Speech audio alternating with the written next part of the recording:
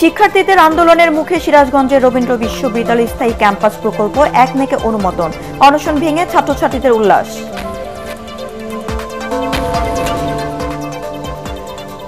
চট্টগ্রামে পুলিশের উপর হামলার ঘটনায় এক সহযোগী সহ মূল অভিযুক্তকে অস্ত্রসহ গ্রেফতার, ময়মনসিংহ শহরে অবৈধ দোকানপাট উচ্ছেদ।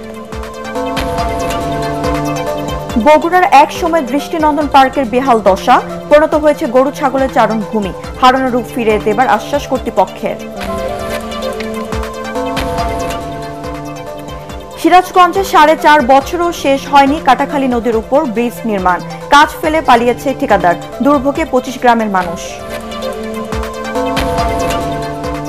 এবং ইউটিউব দেখে ফরিদপুরে ৩ বন্ধুর উদ্যোক্তা হওয়ার স্বপ্ন পূরণ, মাসে আয় লাখ টাকার বেশি, তাদের সাফল্যে আগ্রহী হচ্ছেন স্থানীয়রা।